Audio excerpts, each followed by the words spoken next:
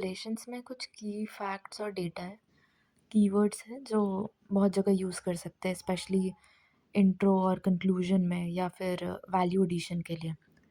तो first topic जो है इमर्जिंग वर्ल्ड ऑर्डर, इसमें दिया वर्ल्ड ऑर्डर का डेफिनेशन। तो पावर अथॉरिटी का अरेंजमेंट जो एक फ्रेमवर्क प्रोवाइड करता है डिप्लोमेसी और वर्ल्ड पॉलिटिक्स ग्लोबल स्केल पे कंडक्ट करने के लिए, वो वर्ल्ड ऑर्डर है। पावर अथॉरिटी का अरेंजमेंट, एक framework, diplomacy, global world politics global scale पे। और जो फैक्टर्स है बिहाइंड न्यू वर्ल्ड ऑर्डर, एक तो हो गया post war multilateralism, global polycrisis, instability, regional और एजेंडा स्पेसिफिक अलायंसेस में राइज हो रहा है, मल्टीपोलैरिटी का शिफ्ट और स्ट्रैटेजिक सेल्फ हेल्प। ओके, अब नेक्स्ट टॉपिक है India's role as a global peacemaker. तो इंडिया का जो कंट्रीब्यूशन है प्रमोटिंग इंटरनेशनल पीस, ये peacekeeper almost more than 2,53,000 troops है। ये डेटा अभी और बढ़ गया, ये ना 2,87,000 ट्रूप्स के आसपास है और ये लार्जेस्ट है, कहीं पे भी ये लार्जेस्ट है, ये इम्पॉर्टेंट है याद रखना। कल्चरल डिप्लोमेसी में वसुधैव कुटुंबकम, the whole world is one family, ITEC और AU का इंडक्शन G20 में इंडिया के प्रेसिडेंटशिप में ही हुआ था, अफ्रीकन यूनियन का इंडक्शन। फिर 5S अप्रोच जो है पीस बिल्डिंग में, सम्मान, संवाद, सहयोग, शांति, समृद्धि। ये अच्छा है, ये कहीं पे भी या तो वो एक पेंटागन बना के उसको दिखा सकते हैं कि संवाद, सम्मान, सहयोग, शांति, समृद्धि। ये इंडिया का independent dialogue driven foreign policy को एम्बॉडी करता है। फिर एक ग्लोबल बेस्ट प्रैक्टिस का एग्जांपल है कि नॉर्वे में जो पीस यूनिट है ना, ऑस्लो में, उसी लाइंस पे हम कैपेसिटी बिल्डिंग के लिए इंडिया में भी मतलब मिनिस्ट्री ऑफ एक्सटर्नल अफेयर्स में डेडिकेटेड पीस टीम्स बनाए। ओके, अब नेक्स्ट है India and the global south. तो ग्लोबल साउथ टर्म क्या होता है, ये तो हमें पता है, जो ब्रांड लाइन था उस ब्रांड रिपोर्ट में, कि जो पूरा वर्ल्ड का मैप है उसमें नॉर्दर्न हेमिस्फेयर और सदर्न हेमिस्फेयर में रफली डिवाइड किया। उसमें भी सदर्न हेमिस्फेयर में जो ऑस्ट्रेलिया है उसको ग्लोबल नॉर्थ में ही काउंट करता है।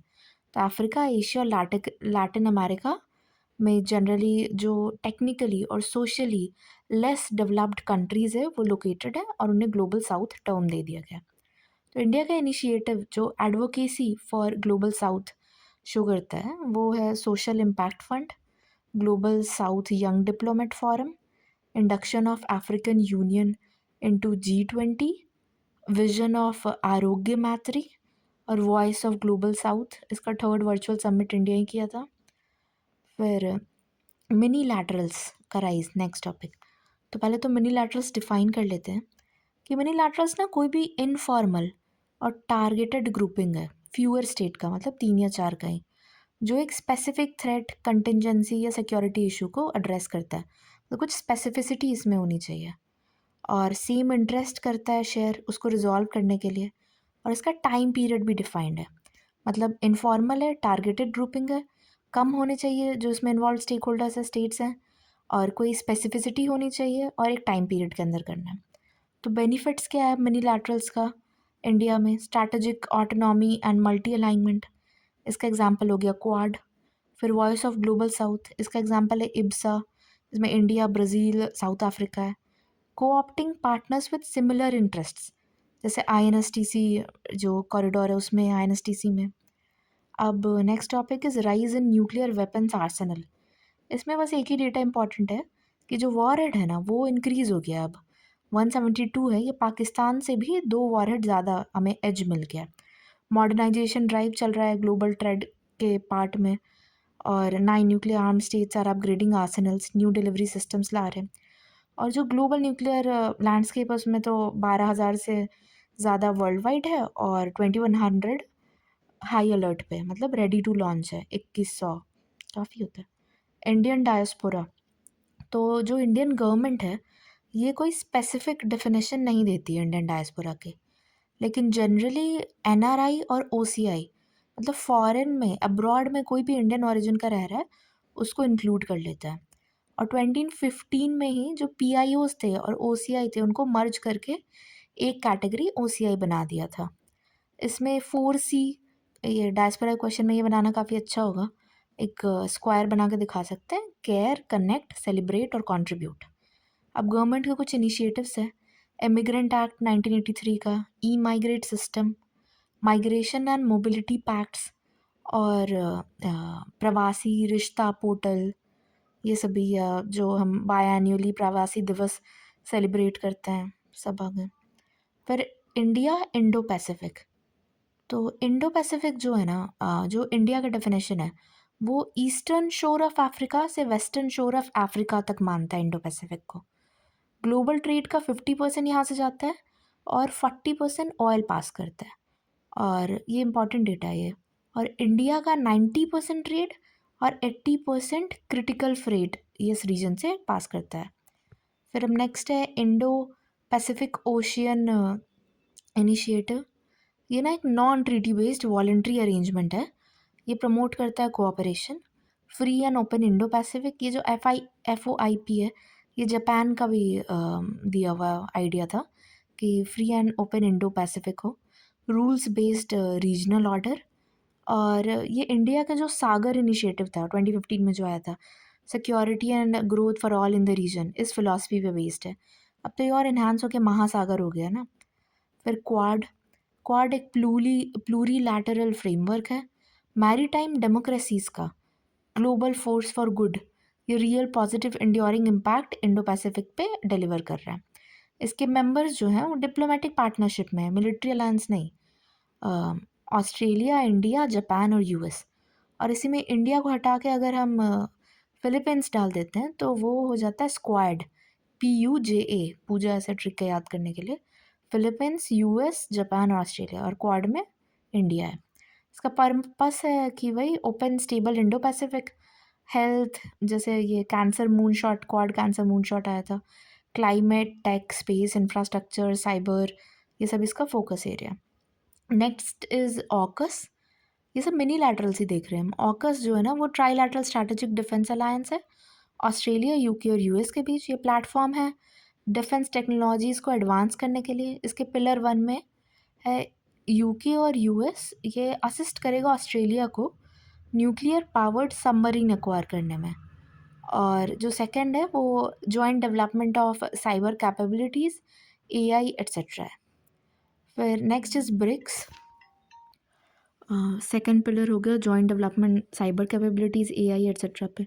ब्रिक्स का है कि मेजर इनिशिएटिव ब्रिक्स का जो है वो इंस्टीट्यूशनलाइज किया था न्यू डेवलपमेंट बैंक 2014 में, और कंटीजेंसी रिजर्व अरेंजमेंट लाया था। ये दोनों फॉर्टलाजा डिक्लेरेशन था उसमें लाया था। BRICS research and development centre vaccines के लिए, और 2022 में trade between BRICS countries 162 billion के अराउंड था, मतलब 160 प्लस बिलियन ऐसे याद रख लेंगे। फिर SCO के बारे में कि SCO का रोल ग्लोबल मल्टीलैटरलिज्म में, जियोपॉलिटिकल रीच इसका 80% ऑफ यूरेशिया और 40% ऑफ वर्ल्ड्स पॉपुलेशन, ये इसका जियोपॉलिटिकल रीच है। इकोनॉमिक इन्फ्लुएंस में 1/4 ऑफ द ग्लोबल GDP, मतलब 25% ऑफ ग्लोबल GDP ये SCO का इन्फ्लुएंस ही है। और साइडलाइंस ऑफ SCO है 2024 में, on the sidelines of SCO जो अपने S जयशंकर है एक्सटर्नल अफेयर मिनिस्टर, उन्होंने रीइटरेट किया था 3 म्यूचुअल, कि इसको याद करने के लिए ऐसे है SIR, mutual sensitivity, mutual interest और म्यूचुअल रिस्पेक्ट, SIR। ओके, अब एशियान का है कि इंडिया जो है ना 4th लार्जेस्ट ट्रेडिंग पार्टनर है एशियान ब्लॉक का, बायलैटरल ये 122 पॉइंट समथिंग बिलियन है, 2024 का डेटा है। इंडो पैसिफिक स्ट्रेटजी जो है ना अपना इंडिया का एक्ट ईस्ट पॉलिसी, उसमें भी एशियान का सेंट्रलिटी है, और इंडिया के ईस्ट में मतलब नॉर्थ ईस्ट पोर्शन में वहाँ स्टेबिलिटी के लिए एशियान का क्या उनके साथ कोऑर्डिनेशन, हमारा समन्वय उनके साथ बना रहे, ये बहुत ज़रूरी है। फॉर एग्जांपल म्यांमार बॉर्डरिंग जो स्टेट्स हैं इंडिया के उसमें। फिर कनेक्टिविटी विथ नॉर्थ ईस्ट में है Kaladan multi modal transport project. फिर सिक्योर क्रिटिकल मैरीटाइम रूट्स, ये मलक्का स्ट्रेट इंक्लूड किया है। फिर बिम्स्टेक, इसका जेनेसिस है 1997 में बैंकॉक डिक्लेरेशन के द्वारा। 4 मेंबर्स ओरिजिनल थे इसके BIMSTEC, Bangladesh, India, Sri Lanka and Thailand. Secretariat इसका ढाका में था। Objective economic development, social progress और रीजनल पीस को ये प्रमोट करता है।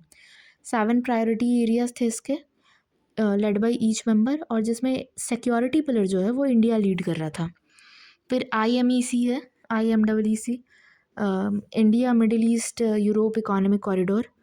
ये 2023 G20 summit in new Delhi एक MOU के द्वारा इस्टेब्लिश हुआ था।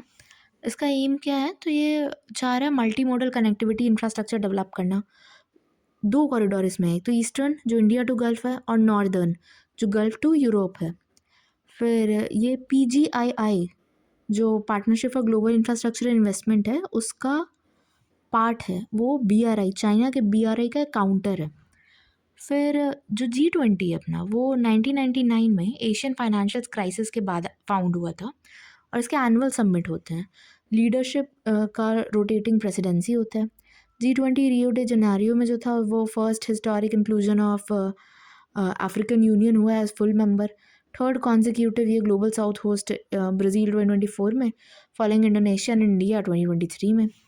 फिर नाटो है, उसने इन्वेस्टिंग इन नाटो कमिटेड है 5% ऑफ GDP डिफेंस में इन्वेस्ट करने के लिए। पहले ये 2% था, इसको बढ़ा के भी 5% कर लिया। 3.5 करोड़ डिफेंस रिक्वायरमेंट प्रोक्योरमेंट और 3.5% टू कोर डिफेंस रिक्वायरमेंट्स जो प्रोक्योरमेंट होते हैं डिफेंस के, और जो 1.5% है वो डिफेंस और सिक्योरिटी रिलेटेड इन्वेस्टमेंट है, जैसे इंफ्रास्ट्रक्चर, डिफेंस इंडस्ट्री, ये सब में।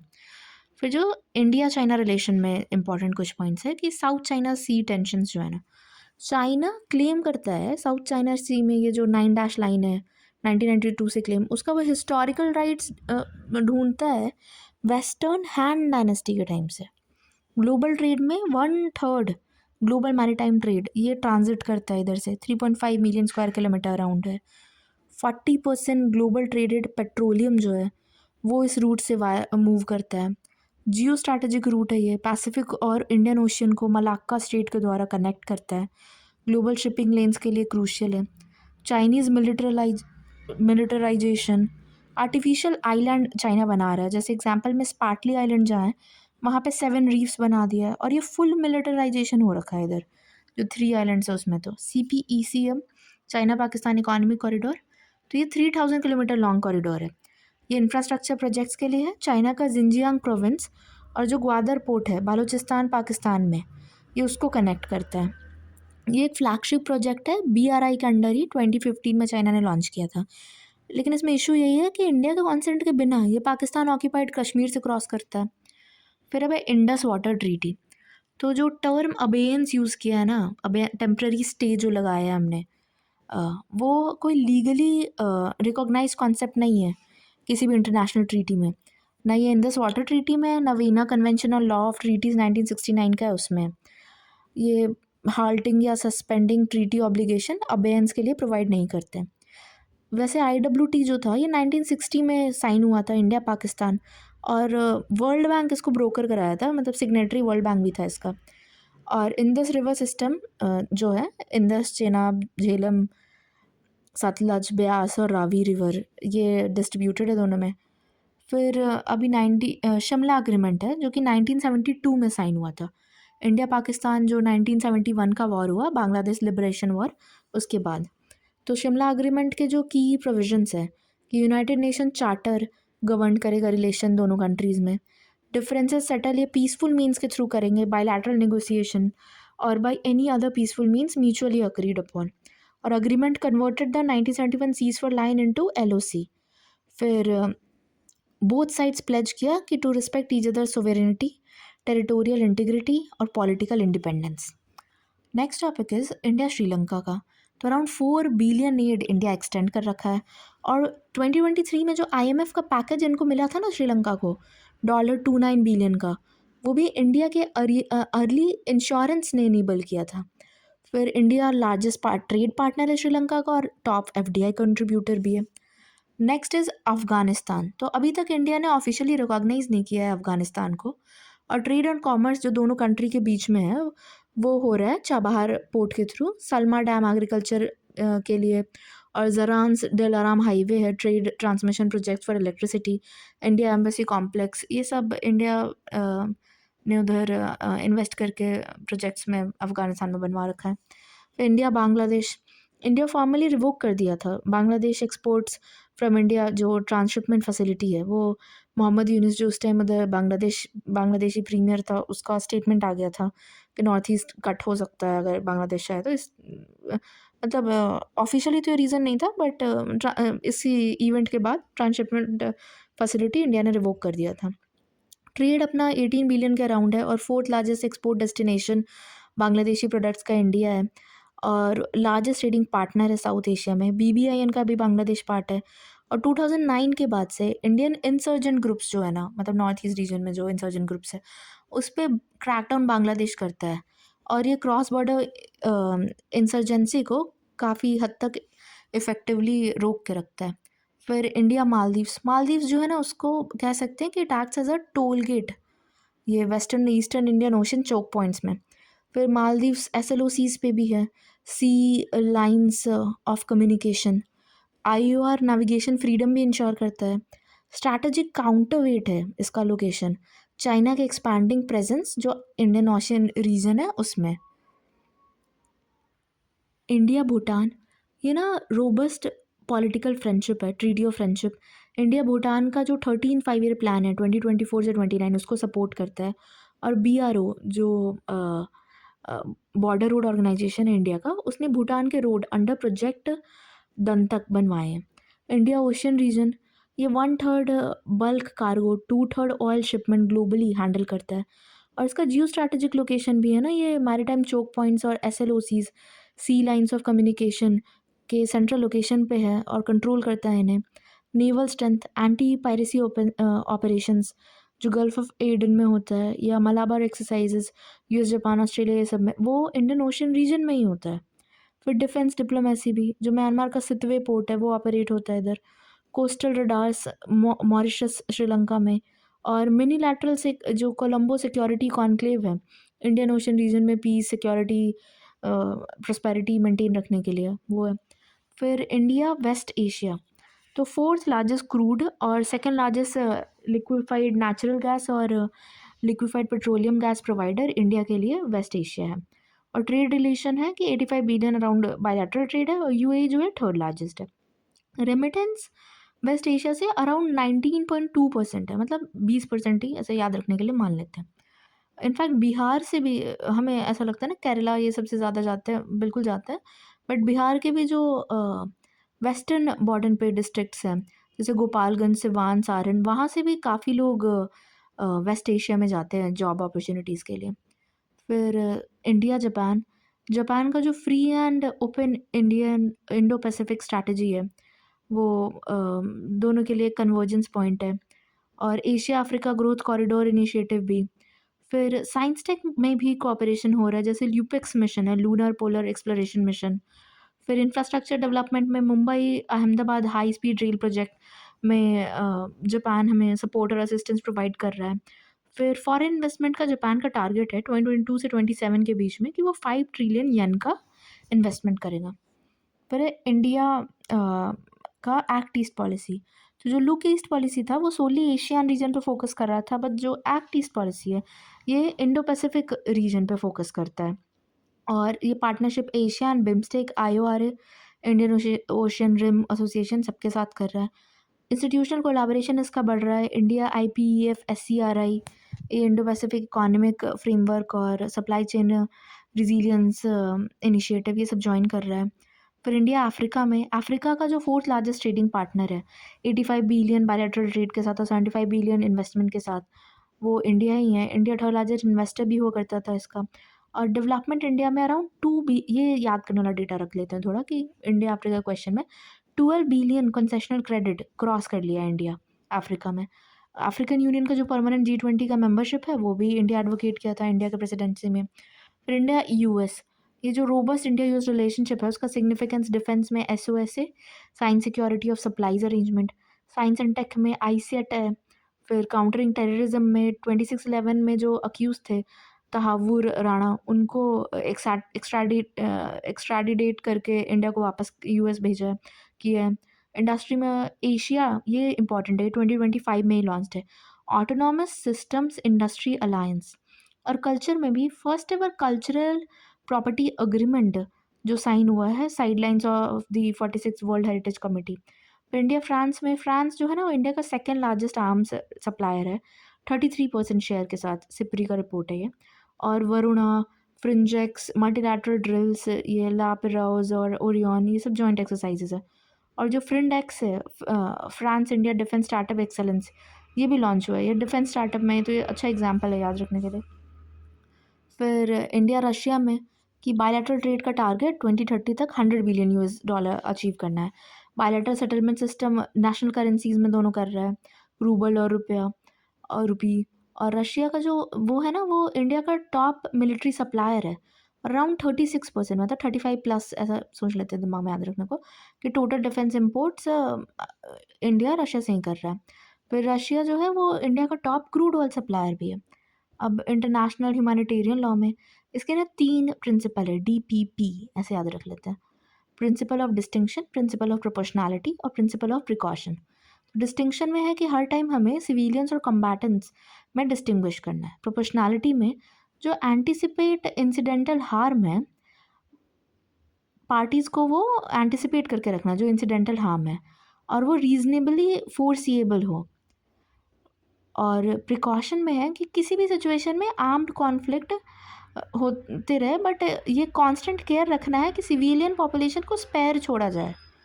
फिर यूएनएससी का के बारे में देखते हैं कि यूएन चार्टर 1945 में ये इस्टेब्लिश हुआ था। इसके 6 प्रिंसिपल ऑर्गन्स हैं, और ये इंटरनेशनल पीस और सिक्योरिटी मेंटेन करने के इसकी प्राइमरी रिस्पॉन्सिबिलिटी है। इसमें 5 परमानेंट मेंबर्स हैं और 10 नॉन परमानेंट मेंबर्स हैं, जो कि 2 साल के टर्म के लिए होते हैं। इंडिया जो है यूएन का फाउंडिंग मेंबर है, और यूएनएससी का 8 टर्म्स तक नॉन परमानेंट मेंबर वाली सीट उसे मिल रखी है, सर्व कर रखा है उसने। फिर यूएन पीस कीपिंग में कि इंडिया का कंट्रीब्यूशन, ये तो लार्जेस्ट कंट्रीब्यूटर था, अप्रॉक्सीमेटली वही 2,87,000 ट्रूप्स। और ये फर्स्ट कंट्री है जो 2016 में trust fund on sexual exploitation and abuse हुआ था, उसमें कंट्रीब्यूट इंडिया ने किया था।